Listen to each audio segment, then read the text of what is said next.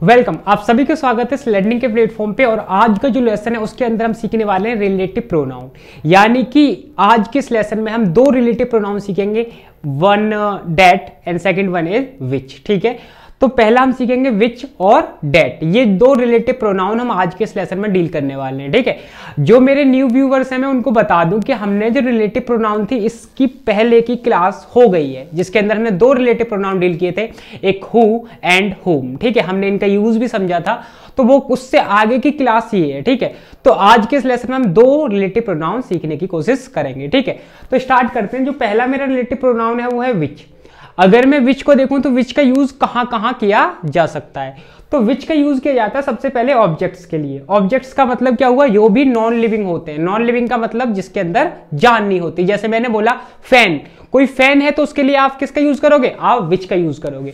कोई बुक, उसके लिए भी आप किसका यूज करोगे, विच का यूज करोगे। कोई डेस्क, कोई टेबल, चेयर, तो उसके लिए आप क्या यूज करोगे, आप यूज करोगे विच का। ठीक, क्योंकि विच अपने आप में रिलेट करने का काम करता है किसी भी ऑब्जेक्ट्स को।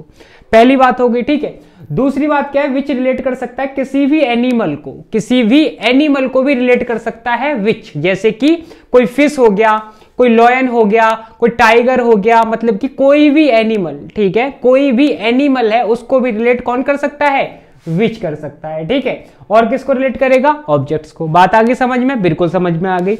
अगर मैं इस सेंटेंस को देखूं तो यहां पे लिखा है द पेन। अगर मैं देखूं द पेन, तो पेन यहां पे अगर मैं देखने की कोशिश करूं यहां पे, तो यहां पे जो वर्ड आएगा, जो भी मेरा रिलेटिव प्रोनाउन आएगा वो इस पेन को ही तो रिलेट करेगा। तो जो वर्ड यहां पे आएगा वो इस पेन को ही तो रिलेट करेगा। अगर इस पेन को रिलेट करना है तो पेन अपने आप में नॉन लिविंग हुआ, ऑब्जेक्ट हुआ, तो कायदे से मुझे क्या लिखना चाहिए, मुझे यहां पे विच लिखना चाहिए। ठीक है, तो मुझे क्या लिखना चाहिए, विच। ठीक, बात आ गई समझ में, बिल्कुल समझ में आ गई। ठीक है, अगला लिखा है देयर आर चेयर। ठीक है, देयर आर, ये वैसे चेयर्स है। ठीक है, तो यहां पे जो भी मेरा एंटीसीडेंट आएगा, यानी कि जो भी मुझे मतलब कि एक तरीके से ये वाला जो एंटीसीडेंट है इसको रिलेट करेगा, जो प्रोनाउन, वो अपने आप में कौन सा होगा, जो कि ऑब्जेक्ट्स को रिलेट करे।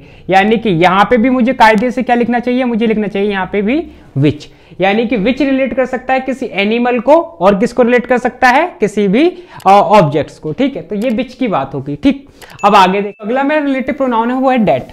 अगर मैं डेट को देखूं तो डेट का यूज कहां किया जाएगा, अगर कोई भी नाउन है या फिर प्रोनाउन है वो लिविंग है और उसके साथ में क्या है, एक नॉन लिविंग, यानी कि एक लिविंग है एक नॉन लिविंग है, तो ऐसी सिचुएशन को रिलेट करने के लिए आप कंजक्शन डेट या फिर रिलेटिव प्रोनाउन डेट का यूज कर सकते हो। जैसे कि मैंने बोला मैन एंड बैग। ठीक है, मैन एंड बैग, अगर कोई मैन है और बैग है तो इन दोनों को अगर रिलेट करना है आपको, तो आप वहां पे कल क्या लगाओगे, आप डेट लगाओगे वहां पे। जैसे मैंने बोला यहाँ पे टीचर एंड हिज सर्वेंट, तो यहां पे आप क्या लगाओगे, टीचर एंड हिज सर्वेंट, दोनों ही इंसान है, तो ऐसी जगह पे आप हु का यूज करोगे। ठीक है ना, ऐसी जगह पे आप किसका यूज करोगे, हु का यूज करोगे। मैंने बोला pen and pencil, pen and pencil अपने आप में दोनों ऑब्जेक्ट्स हो गए, तो वहां पे यूज करोगे आप किसका, विच का यूज करोगे।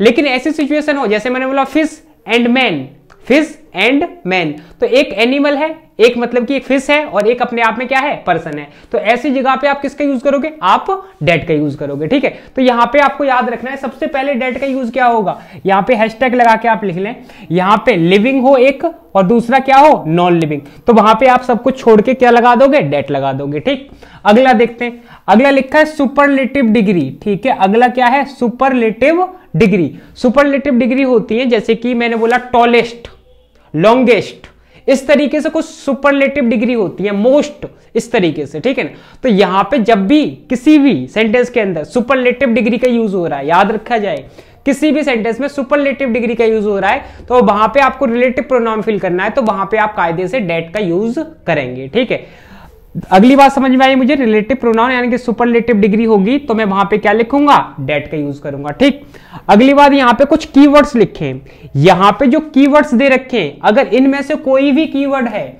अगर इनमें से कोई भी कीवर्ड है तो अपने आप में आपको डेट का यूज करना है। ठीक, यहां पे कुछ सेंटेंस देख लेते हैं। पहला लिखा है, यहां पे देखो कीवर्ड लिखा है मेरा पहला द सेम। ठीक है, द सेम आ रहा है तो भी आप किसका यूज करोगे, डेट का यूज करोगे। The only, the little, the few अपने आप में सुपरलेटिव डिग्री होती है।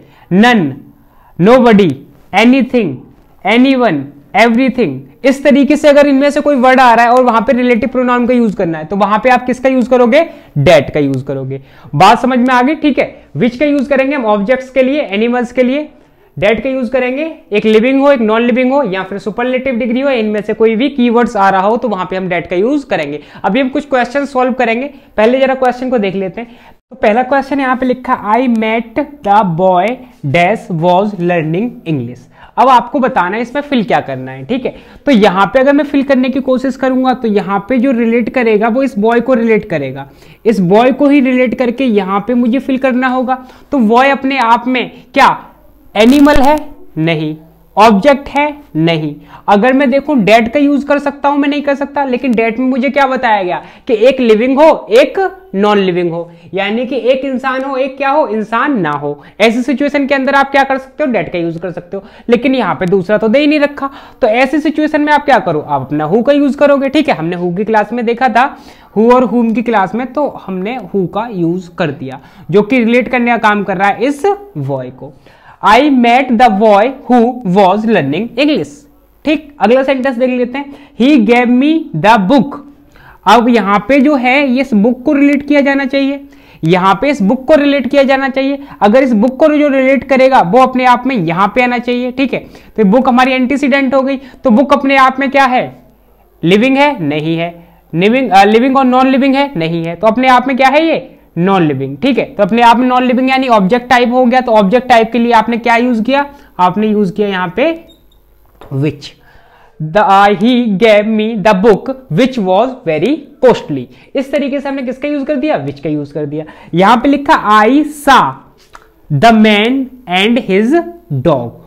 तो यहां पे अगर आप कायदे से देखने की कोशिश करो तो यहां पे अगर आप विच का यूज करोगे, अगर आप यहां पे विच का यूज करोगे तो वो रिलेट करेगा किसको, इस डॉग को, वो रिलेट करेगा इस डॉग को।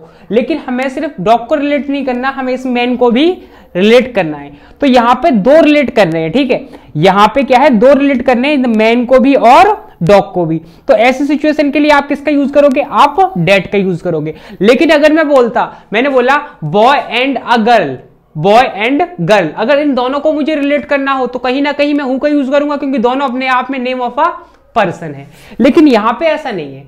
अगर यहां पे ऐसा नहीं है, यानी कि यहां पे क्या है, एक तो मैन हो गया और एक क्या हो गया, डॉग। ऐसा नहीं है, यहां पे जो डॉग है वो इस कैटेगरी का है और मैन है वो लिविंग कैटेगरी का है। तो यहां पे क्या है, लिविंग और नॉन लिविंग, इस तरीके से ही हम ट्रीट करते हैं, ठीक है। तो इस तरीके का अगर मिलते हैं हमें तो हम यहां पे किसका यूज करेंगे, हम डेट का यूज ही करेंगे। तो यहां पे कायदे से मुझे किसका यूज करना चाहिए, मुझे कायदे से यहां पे डेट का यूज करना चाहिए, जो कि रिलेट करेगा इस डॉग को और इस मैन को भी, ठीक। आगे मैं बढ़ने की कोशिश करूं तो यहां पे वॉज या वर में से मुझे एक फिल करना होगा, मुझे वॉज या वर में से एक फिल करना होगा। तो कायदे से अगर मैं समझने की कोशिश करूं, अगर मैं वॉज को चुनूंगा तो वो रिलेट करेगा सिर्फ डॉग को या फिर मैन को। यहां पे दोनों को रिलेट कर रहे हैं तो सिंगुलर हुए प्लूरल हुए, कायदे से ये प्लूरल हो गया। अगर ये प्लूरल है तो कायदे से आप किसका चुनाव करोगे, आप वर का चुनाव करोगे इस वॉज के जगह पर, ठीक। बात आगे समझ में, आगे देख लेते हैं। आगे लिखा है this is the home dash I what yesterday, this is the home dash I what yesterday.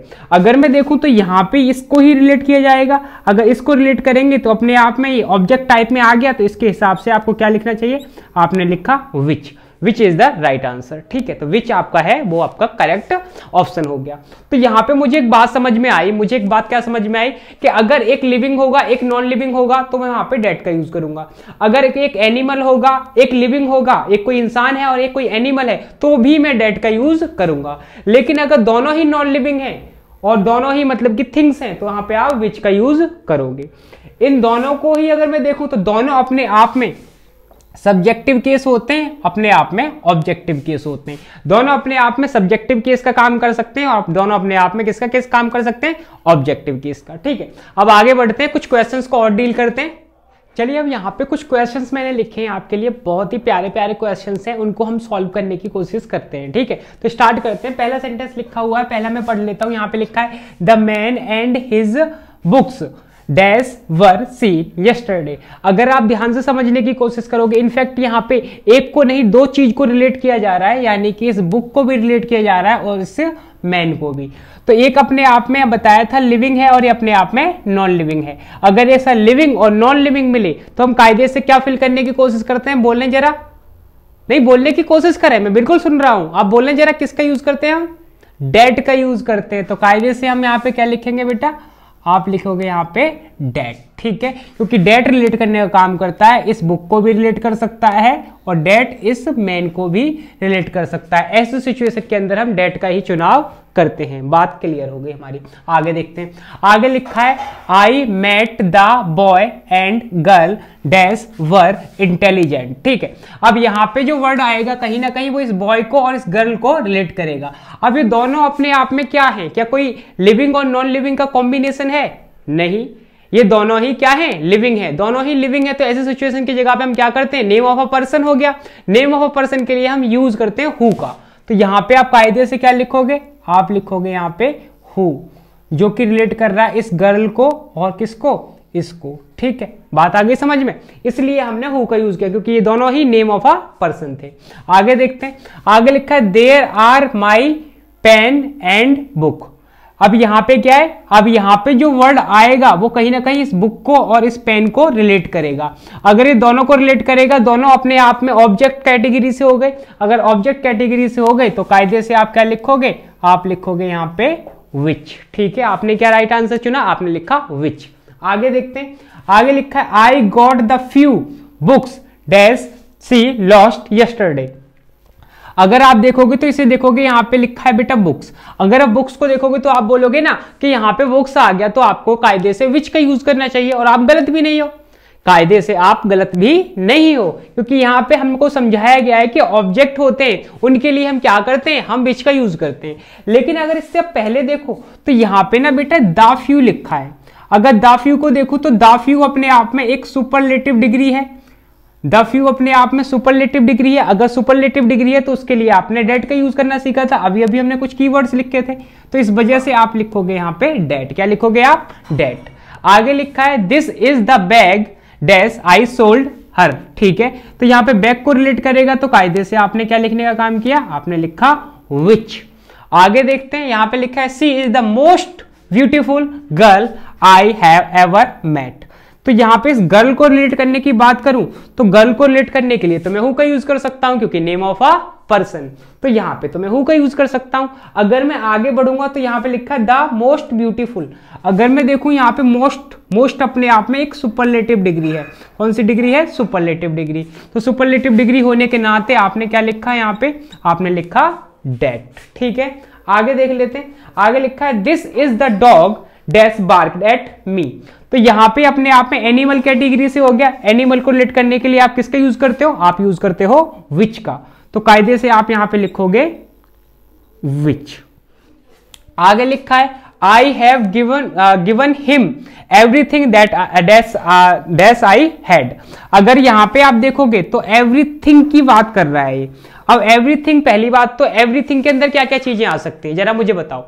मैं बोलता हूं आई वॉन्ट एवरीथिंग, मैं सारी चीजें चाहता हूं, तो सारी चीज के अंदर पैसा हो सकता है, घर हो सकता है, दौलत हो सकता है, कोई आपका चहीता इंसान हो सकता है जिसे भी मैं चाहता हूं, हो सकता है नहीं हो सकता। तो एवरीथिंग के अंदर क्या हो गया, लिविंग और नॉन लिविंग दोनों हो गई। और कायदे से दोनों हुई तो यहां पे भी आपको क्या लिखना चाहिए, आपको लिखना चाहिए यहां पे डेट, ठीक है। यहां पे क्या लिखेंगे आप, डेट लिखेंगे।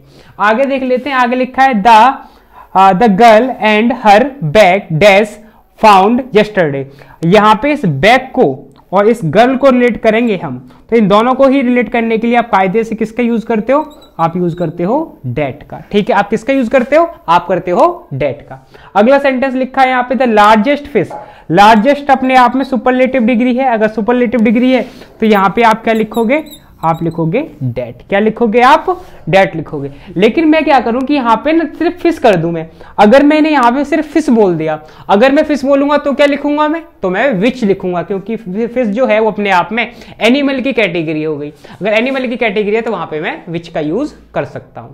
तो ये छोटे सा कॉन्सेप्ट था दैट का और विच का, and I hope you got it और आपको सही से समझ में आया। And I see you in next lesson. Till then take care and have a good day ahead.